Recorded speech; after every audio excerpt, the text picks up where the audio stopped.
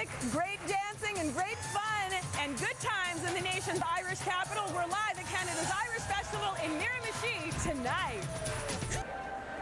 And I'm Maria Panopoulos coming to you live from Miramichi. Star is on assignment, and tonight my assignment is a great one. I'm coming to you, as I said, live from Miramichi at the Lord Beaverbrook Arena in beautiful Miramichi, where the folks here are celebrating the 28th annual Irish Festival. There's so much going on here. The energy is through the roof, but why don't we have Miramichi say hello to the rest of the Maritimes?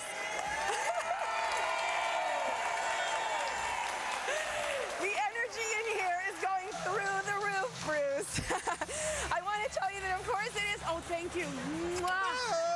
An Irish kiss.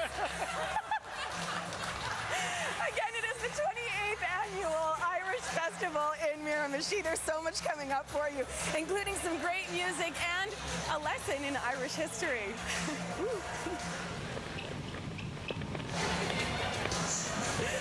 An island of Irish history will pay a visit to Middle Island to find out the role this location plays in the proud Irish heritage of this area. That tour is just ahead.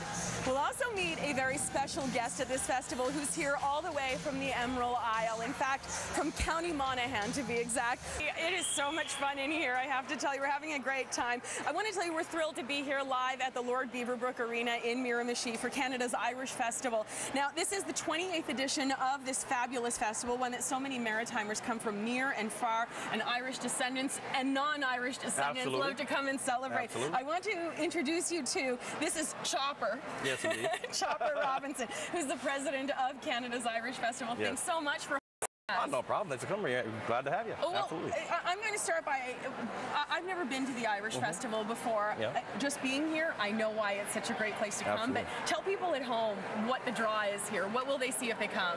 The draw here is a unique sense of community Miramichi has, and we really know how to celebrate any occasion. But we have been celebrating our Irish heritage here, which, of course, we have almost 70% of our residents claim some sort of Irish descent, and we come out in droves to celebrate that each and every year. And of course, for 28 years now, wow, this is the result. And of course, it's going as strong today as it's ever been. So we're very happy, and we're very proud of each and every person that's involved in putting this thing together, and their volunteers, and it's really a great event. Why is it important to actually keep that Irish heritage, the Irish culture alive here? Well, it's always, we have a great sense of history here in Miramichi, and a very rich history, and we've always been very much adhered to it, and we always have celebrated, and we always will, and we're just proud of it. Absolutely. You're proud of it, yeah, that makes total sense. Absolutely. Now, you're also proud of all the entertainment that's going to be on. One of the entertainers, I've been told to ask you about the fiddler and the tenor. Yes. Tell me about this. Kathleen Gordon-McSorley, one of New Brunswick's finest up-and-coming young fiddlers, is teaming up with Derek Paul Miller, and they will be at James and Hill Theatre tomorrow evening, that's Saturday evening, at 7 p.m. in a concert, and they're also accompanied by a pianist as well. And we're really looking forward to that. It's probably been 6 years since we've hosted a concert at that venue, and we're bringing it back, and we're really hoping to get a good crowd out to see them. We're very excited to have them here. So many venues right through to Sunday. We should tell people at home the event is on through Sunday, so you have time to come down. Absolutely. But I do want to say there are so many music venues as well. Yes. How and why is music so important to Irish culture? Absolutely. It's totally embedded into Irish culture, and it's totally embedded to us here in Miramichi. Regardless of the event, we have music associated with it, and of course, an Irish event, there always has to be lots of music, and we celebrate with not only with song, but with storytelling, and lots of cultural activities at the James and Hill Theatre as well. And one of the big events, of course, is the parade tomorrow morning at 10 a.m. Tell me about that. It's been with us since day one.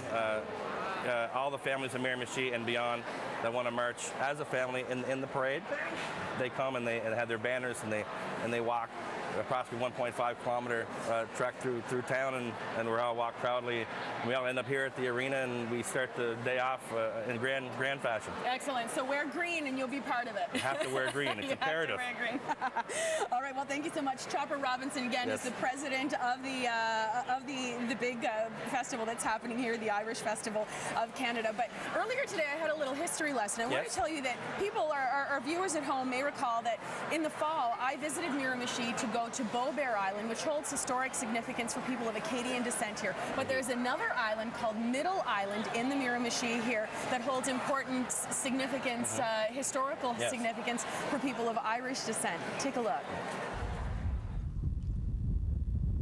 Today, Middle Island is a place of recreation for families and travelers, but it holds incredible historic significance for people of Irish descent in the Miramichi. I'm joined now by local historian Caroline Daly. Thank you for joining us. Oh, you're welcome. Glad to be here. Well, tell me a little bit about why this is such an important place for people of Irish descent.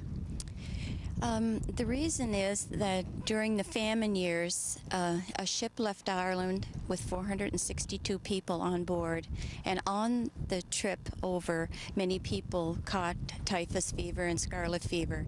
So they decided that they had to land the ship and went into Nova Scotia, but due to the amount of people that were dead on the ship, they were told they could not land and to head for Miramichi. And right behind me is Sheldrake Island in the bay, and the captain landed the ship there. And after 6 days of waiting, the magistrates in town finally agreed that this would be made very quickly into a quarantine station. And so Dr. John Vondy, he volunteered to be the doctor on the island, and he met all the people that they brought off the ship. The ones that were on the ship, there was 146 dead on the ship at the time, and they were brought in and they're buried right here where we're standing under the Celtic cross. And 96 more died that were on the ship, and they're buried throughout the island in different places. We don't know the exact places. So it really started as a bit of a sad part of history. Yes, it did.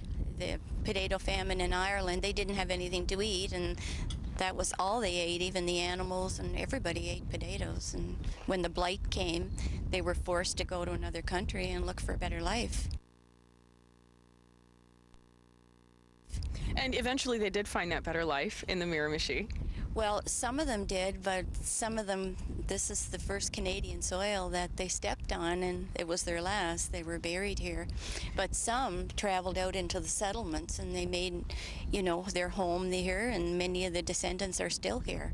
And speaking of their home, you've actually, you run the interpretive center here, and you have many artifacts and pieces that we're going to go take a look at. Yes, if you'd like to come and see.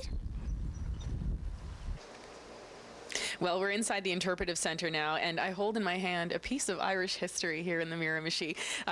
Caroline, what is this exactly? This is a musket ball. In 1847, when the people suffering with typhus were on this island, no one was allowed to come on and no one was allowed to leave. So they had guards all around the island with muskets, and that is one of the balls that they would shoot at people if they tried to leave or enter. Wow. So tell me a little bit about the age of it. How old would this one be? Well, that's 1847 is when it was used here, so could be a little bit older than that. Let's talk about all the pieces that you have in here in the interpretive center. Where did they all come from? They're all donated by local residents that were looking for a safe place for their treasures. So not necessarily from Ireland, but used by people who came from Ireland. Or the descendants did. Tell me what you're holding in your hands. These are Irish clay pipes that were found on the island. And a number of years ago, the mayor of County Monaghan was in here looking around, and she was telling me that in Ireland, when there's a wake, the people come and they smoke these pipes and leave them in an ashtray. And then when the person is buried, they bury these pipes with them. So she was saying maybe when the people from Ireland were here and they buried them, they could have buried them with the pipes in their pockets. So they take a little bit of their family and friends with them. Right. Speaking of County Monaghan, sister city to Miramichi, right. And there's an important monument on the grounds here.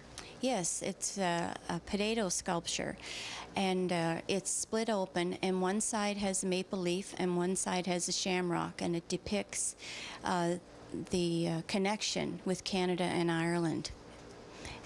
And the people of County Monaghan, they donated that to Middle Island. And it's a beautiful Sculpture. Yes, it is. Well, thank you so much for the tour and the history lesson. Okay. Live at 5 returns in just a couple of minutes from Miramichi.